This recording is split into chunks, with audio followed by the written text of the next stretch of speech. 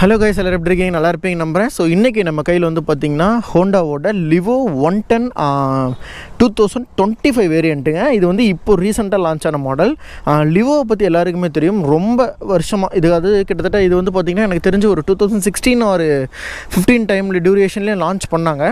So அதுக்கப்புறம் நடுவில் கொஞ்ச நாள் டிஸ்கண்டினியூ ஆகிடுச்சிங்க. ஸோ கொஞ்ச நாளுங்கிறப்போ அந்த கொரோனா டைமில் நீங்கள் இந்த வண்டியை பார்த்துருக்கவே முடியாது. ஸோ ரீலான்ச்சாக இப்போ 2025 வித் அந்த சேம் பிளாட்ஃபார்ம், அதே என்ஜின் வந்து பார்த்திங்கன்னா லான்ச் பண்ணியிருக்காங்க. Same 110cc. இப்போ ஹோண்டாவில் வந்து பார்த்திங்கன்னா 100, 110, 125, 160, 180. ஸோ 5 செக்மெண்ட்டில், கம்யூட்டர் செக்மெண்ட்ஸில் அந்த பைக்ஸ் வந்து வச்சுருக்காங்க. ஸோ அதில் இந்த வண்டி வந்து பார்த்திங்கன்னா 110cc கேட்டகரி. இவரோட பிளாட்ஃபார்ம் வந்து பார்த்திங்கன்னா நீங்கள் சிபி ட்விஸ்டர்னு ஒரு வண்டி கேள்விப்பட்டிருப்பீங்க. ஹோண்டாவில் ஒரு நாஸ்டாலஜிக்கான ஒரு சூப்பரான வண்டி அது. ஸோ அந்த வண்டியோடைய அந்த என்ஜின் தான் வந்து பார்த்திங்கன்னா இதோடைய இன்ஸ்பிரேஷன். ஸோ அந்த 110cc ட்விஸ்டரை வச்சு தான் இந்த என்ஜினுமே அவங்க வந்து மேக் பண்ணியிருப்பாங்க. ஸோ நீங்கள் கூகுள் கூட பண்ணி பாருங்கள். ஆக்சுவலாக இது வந்துட்டு பார்த்திங்கன்னா அந்த செக்மெண்ட்டில் வந்த என்ஜின் தான் 110cc, அந்த ட்விஸ்டர் செக்மெண்ட்டில் வந்த என்ஜின் இது. ஸோ அவ்வளோ நல்லா இருக்குது. அண்ட் சேம் டைம் நான் 125 ஓட்டியிருக்கேன், 100 ஓட்டியிருக்கேன்.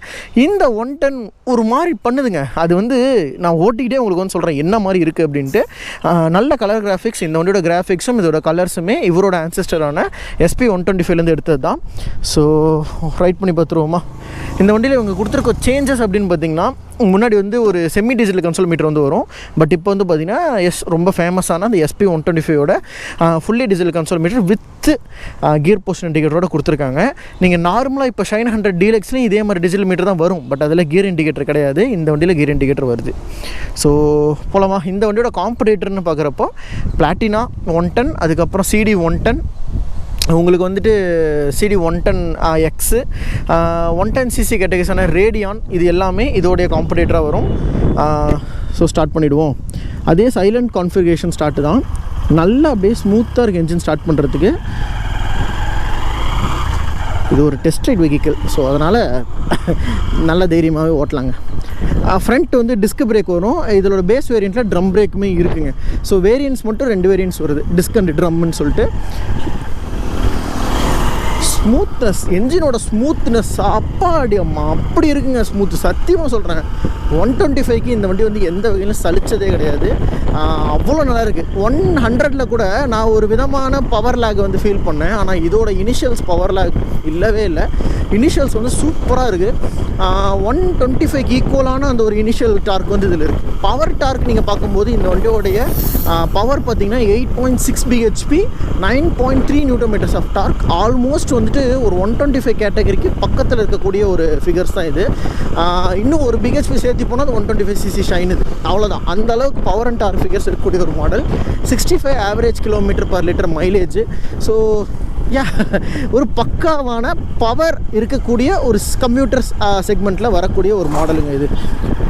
அதோட ரைடிங் கம்ஃபர்ட், அந்த ஃபீல், நீங்கள் ஓட்டக்கூடிய அந்த பொசிஷன் எல்லாமே ரொம்பவே நல்லாயிருக்கும் இந்த வண்டியில். ஈவன் கொஞ்சம் கூட வந்து லேகும் இருக்காது, கொஞ்சம் கூட டயர்டும் இருக்காதுங்க. உங்களுக்கு அவ்வளோ கம்ஃபர்டபுளாக இருக்கும். சிட்டி கம்யூட்டிங்க்கு எஸ்பெஷலி சூப்பரான ஒரு வண்டி இது. ஃபியூவல் டேங்க் கெப்பாசிட்டின்னு பார்க்குறப்போ இந்த வண்டியோட டேங்க் வந்து இன்னமும் 9 liters டேங்க் கெப்பாசிட்டி தான் வந்து கொடுத்துருக்காங்க. மேபி 9 to 10 அந்த 9.5 liters இருக்கும். ஸோ உங்களுக்கு வந்துட்டு ரிசர்வ் கெப்பாசிட்டி 1.5 liter. ஸோ உங்களுக்கு ஃபுல் டேங்க் நீங்கள் அடிக்கணும் அப்படின்னா ஒரு 1000 ரூபா இருந்தீங்கன்னா ஃபுல் டேங்க் அடிச்சிக்கலாம். இதோடைய மைலேஜ் ஆஸ்பெக்ட்ஸ்ன்னு பார்க்கும்போது கண்டிப்பாக 65ங்கிறது தாராளமாக கிடைக்கும். ஒரு 70 வரைக்கும் நீங்கள் எதிர்பார்க்கலாம் இந்த வண்டியில். ஏன்னா அந்தளவுக்கு என்ஜினோட ரிஃபைன்மெண்ட் நல்லா இருக்குது. அதுக்காக நான் சொல்கிறேன். ரிஃபைன்மெண்ட் லெவல்ஸ்ன்னு பார்க்குறப்ப என்ஜின் சூப்பராக வந்து பண்ணியிருக்காங்க. இதோட ரைடிங் குவாலிட்டி அப்படின்னு பார்க்கும்போது SP 125க்கு எந்த வகையிலும் சலிச்சது கிடையாது. அதே ரைடிங் குவாலிட்டி, அந்த பழைய ஃபஸ்ட்டு SP 125 லான்ச் பண்ணாங்க இல்லையா, அந்த ஒரு பாடி டைனமிக்ஸில் இதையும் கொண்டு வந்திருக்காங்க. ஈவன் பெயிண்ட் ஸ்கீம்ஸ் கூட உங்களுக்கு மேட்சபிளாக இருக்கும்.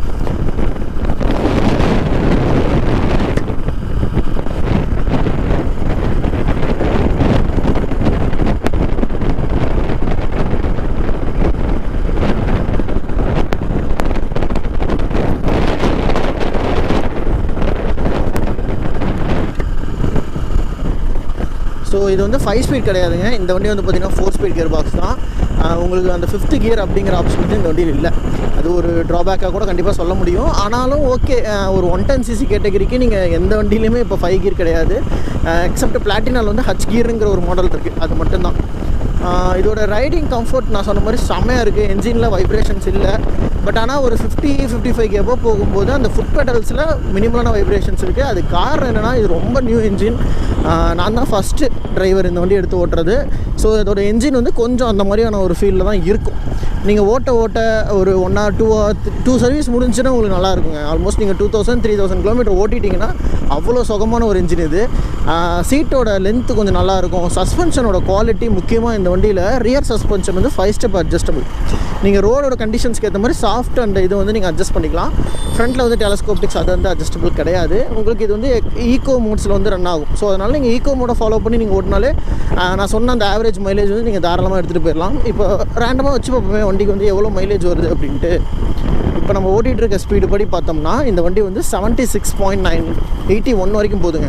ஸோ இந்த ஸ்பீடை நான் வந்து மெயின்டைன் பண்ணேன். இப்போ நான் ஓட்டிகிட்டு இருக்கேன் இல்லையா, இந்த ஸ்பீடை நான் மெயின்டைன் பண்ணுறேன் அப்படின்னா எனக்கு இந்த வண்டி வந்துட்டு ஆல்மோஸ்ட் ஒரு 75-80 கிட்ட வரைக்கும் மைலேஜ் வந்து மீட்டரில் காட்டும். ஸோ இதுதான். பட் இது வரைக்கும் நான் ஓட்டின வரைக்கும் எனக்கு வந்து ஆவரேஜ் பார்த்தீங்கன்னா 60 வந்து காட்டுது. 60 வந்து ஆவரேஜ் காட்டுது. ஸோ இதுதாங்க இந்த வண்டியோட ரைடிங்கோட கம்ஃபர்ட். நான் சொன்னபடி இதுதான். உங்களுக்கு வந்துட்டு நீங்கள் என்ன மாதிரி ஓட்டுறீங்க, ஈக்குவலாக ஃபாலோ பண்ணி ஓட்டுனீங்க அப்படின்னா உண்மையுமே உங்களுக்கு நல்ல கேரண்டீடான மைலேஜே தாராளமாக கிடைக்குதுன்னு சொல்லுவேன். ஸோ நல்ல ஒரு கம்ப்யூட்டர் பைக் இது. நீங்கள் வந்து அந்த டிஸ்பிளேலையும் பார்க்க முடியும். அதை நீங்கள் ஃபாலோ பண்ணிங்கனாலே உங்களுக்கு பைக் வந்து நல்ல மைலேஜ் வந்து கொடுக்கும். அதுதான். நெக்ஸ்ட் வந்து பார்த்திங்கன்னா இதோட அந்த டேங்க் சைடில் இருக்க கவுல்ஸ் டிசைன்ஸ் எல்லாமே ரொம்பவே நல்லா இருக்குது. அந்த சைடு ரொம்ப சூப்பராகவும் பண்ணியிருக்காங்க. அந்த பண்ண விஷயங்கிறது நல்லா இருக்குது இந்த வண்டியில்.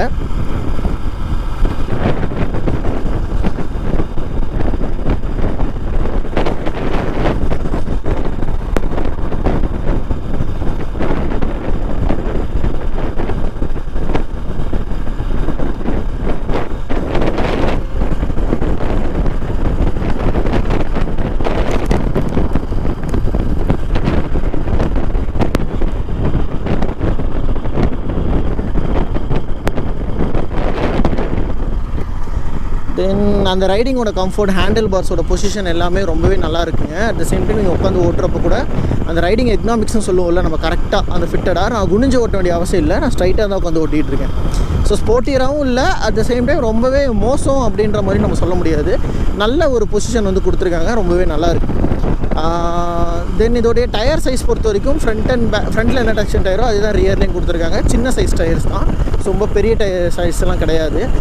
ஈவன் இதோட நெக்ஸ்ட் அப்டேட்டில் கொடுக்கலாம். ஏன்னா இந்த வருஷன் வந்து பார்த்திங்கன்னா இப்போ தான் லான்ச் பண்ணியிருக்காங்க. ஸோ இதனாலே வந்து பார்த்திங்கன்னா நம்ம மேபி அவ்வளோதான் நமக்கு வந்து நம்ம எதிர்பார்க்க முடியும். மேபி இதோட அடுத்த வெர்ஷன் வரும்போது நம்ம வேணால் எக்ஸ்பெக்ட் பண்ணி பார்க்கலாம். நமக்கு ஒரு பெரிய டயர் செக்ஷன் வந்து கொடுக்கலாம் அப்படின்ட்டு. ஸோ அவ்வளோதாங்க எனக்கு சொல்ல வேண்டிய பாயிண்ட்ஸ் அப்படிங்கிறது இவ்வளோ தான். நான் ஆல்மோஸ்ட் இந்த வண்டி என்னென்ன பொறுத்த வரைக்கும் என்னென்னா என்னோடய தாட் படி ஓரளவுக்கு ஒரு டீசெண்டான ஒரு கம்யூட்டர் பைக் வந்து நீங்கள் வாங்கணும் அப்படின்னா நீங்கள் இந்த வண்டி வந்து தாராளமாக சூஸ் பண்ணலாங்க. ஏன்னா இது அதுக்கு ஏற்ற ஒரு மாடல் தான். மற்றபடி ப்ரைஸ் அண்ட் செக்மெண்ட்ஸ் எல்லாமே பார்க்கும்போது என்னை பொறுத்த வரைக்கும் ஓகேவாக தான் இருக்கும். நெக்ஸ்ட் இதோடைய பாசிட்டிவிட்டி அப்படின்னு பார்க்கும்போது உங்களுக்கு வந்துட்டு ஓரளவுக்கு ஒரு நல்ல மைலேஜ் வண்டி வேணும். அட் த சேம் டைம் நீங்கள் பைக்குமே உங்களுக்கு ரொம்ப செலவிக்கக்கூடாது, நல்ல ஸ்மூத்தான ஒரு என்ஜின் வேணும் அப்படின்னு நினைக்கிற ஆளாக இருந்துச்சுன்னா உங்களுக்கு இந்த வண்டி வந்து பக்காவாக செட் ஆகும். ஸோ எனக்கு சொல்ல வேண்டிய பாயிண்ட்ஸ் அப்படிங்கிறது இவ்வளோ தான். நான் இதை தாண்டியும் உங்களுக்கு வந்துட்டு ரிவ்யூ வீடியோவில் இன்னுமே நிறையா பாயிண்ட்ஸ்னு சொல்லியிருப்பேன். அதோட லிங்க்குமே நான் உங்களுக்கு வந்து கொடுக்குறேன். நீங்கள் வந்து டச் பண்ணி பாருங்கள். ஸோ இதோட இந்த வீடியோ நான் வந்து என் பண்ணிக்கிறேங்க. இந்த வண்டியோட டெஸ்ட் ரைட் ரிவ்யூ இது தொடர்ந்து வரும். நீங்கள் அதையுமே மறக்காமல் வந்து இந்த வண்டியோடைய ஆன்-ரோட் ரிவ்யூ வந்துட்டு இதோட லிங்க்கில் வரும். நீங்கள் அதை வந்து மறக்காமல் பாருங்கள். ஸோ இதை தொடர்ந்து இன்னும் நிறைய பைக்ஸோட ரிவ்யூஸுமே நம்ம சேனலில் வந்து அப்லோட் பண்ணிட்டு தான் இருக்கோம். ஸோ ஓகேவா, நீங்கள் அதையும் கொடுங்க. உங்களுக்கு ஃப்ரெண்ட்ஸுக்கு யாருக்காவது ஒரு நல்ல மைலேஜ் பைக் வந்து எடுக்கணும், at the same time bike வந்துட்டு நல்லா எதிர்பார்க்குறீங்க, நீங்கள் ஒரு நல்ல மைலேஜ் செக்மெண்ட் பைக் வந்து எதிர்பார்க்குறீங்க அப்படின்னா உங்களுக்கு இந்த வண்டி வந்து பக்காவாக செட் ஆகும். ஈவன் இந்த வண்டியில் வந்து பார்த்திங்கன்னா அந்த பெயிண்ட் கலர் ஆப்ஷன்ஸில் ஃப்ரண்ட்டில் ஹேலஜன்ஸ் தான். ஓகேவா, லைட் வந்து ஆல்வேஸ் ஆன் ஹெட்லைட் தான். இதோட அப்பீலிங் எனக்கு ரொம்ப பிடிச்சிருக்கு. இந்த வண்டி ஒரு மாதிரி ப்ளூ கலரில் மெட்டாலிக் ஒரு பெயிண்ட் ஃபினிஷிங் கொடுத்துட்டு at the same time silver colour ஆப்ஷன்ஸும் வருது. அந்த சில்வர் கலர் பெயிண்டிங் அதுவும் மெட்டாலிக்கில் கிளிட்டர் ஆகிற மாதிரி கொடுத்துருக்காங்க. SP 125 இருக்குது இல்லையா, அதே ஸ்டிக்கரிங், அந்த ஒரு டெக்னோ வைஸ் ஸ்டிக்கரிங்னு சொல்லுவாங்க. லைட்டாக என்னென்னா ஒரு ட்ரையான்ஸ் அந்த ஒரு இதில் வரும். அந்த கட்டம் போட்ட இது பேட்டர்ன்ஸ் வர்றது, அதே மாதிரி இந்த எஸ்ஸு. ஸோ இது எல்லாமே வந்து பார்த்திங்கன்னா இன்ஸ்பைர்டு பை SP 125 தான். அதோடைய எக்ஸாக்டான ஒரு ரிவ்யூ லுக்குங்கிறது அப்படியே அதில் வந்து பாஸ் ஆகுது. அது ரொம்ப சூப்பராக இருக்குது இந்த வண்டிக்கு. வித்து ஃப்ரண்ட்டில் வந்து நிசின் கேலிப்பர்ஸோடு கொடுக்குறாங்க. எஸ், இந்த என்ஜினை பொறுத்த வரைக்கும் 110 கேட்டகரி. ஸோ உங்களுக்கு இந்த வீடியோ வந்து பிடிச்சிருக்கும்னு நம்புகிறேன். அண்டு நம்ம ஃப்ரெண்ட்ஸுக்கும் இந்த வீடியோ நீங்கள் வந்து ஷேர் பண்ணுங்கள். யாராவது ஒரு 110 சிசியில் ஒரு நல்ல மைலேஜ் பைக் எதிர்பார்த்துட்டு இருக்காங்க அப்படின்னா இந்த வண்டி வந்து சூஸ் பண்ணுங்கள். ரொம்ப ஸ்மூத்தஸ்ட் என்ஜின் இந்த செக்மெண்ட்டுனே கண்டிப்பாக அதை வந்து சொல்லுவேன். ஸோ இவ்வளோ தாங்க நம்ம வீடியோ. உங்களுக்கு இந்த வீடியோ பிடிச்சிருக்கும்னு நம்புகிறேன். இதே மாதிரி நம்ம சேனலில் தொடர்ந்து நிறைய வீடியோஸ் வந்துட்டுருக்கோம். அந்த வீடியோஸ்க்கும் சப்போர்ட் பண்ணி நம்ம சேனலுக்கு வந்து சப்ஸ்கிரைப் பண்ணுங்கள். நம்ம சேனல்ஸ் எல்லாமே ரெகுலராக இப்போ நம்ம வீடியோ அப்லோட் பண்ணிகிட்ருக்கோம். ஒரு 6 மந்த்ஸாகவே நல்லா அப்லோட் பண்ணிகிட்ருக்கோம். பட் இன்னுமே நம்ம வந்து நிறையா பண்ணணும். நம்ம சேனலுக்கு நான் பண்ணுறேன், என்னால் முடிஞ்ச முயற்சி பண்ணுறேன். ஸோ நீங்களும் சப்ஸ்கிரைப் பண்ணி உங்கள் சப்போர்ட் வந்து கொடுங்க. இதை தொடர்ந்து இன்னும் நிறைய நியூ லான்ச்டு பைக்ஸோட வீடியோஸ் எல்லாமே வந்துகிட்டே இருக்கும். ஸோ அதையும் வந்து பாருங்கள். ஏதாவது தப்பாக குறைகள் இருக்குது அப்படின்னா கூட நீங்கள் வந்து சொல்லுங்கள், நான் கேட்டுக்கிறேன். ஓகேவா? ஸோ இந்த வீடியோ பொறுத்த வரைக்கும் இவ்வளோ தான் நண்பா. இதை தொடர்ந்து நிறைய பைக்ஸோட ரிவ்யூஸில் வந்து உங்களை மீட் பண்ணுறேன். ஸோ தேங்க்ஸ் ஃபார் வாட்சிங் நண்பா. Take care and bye.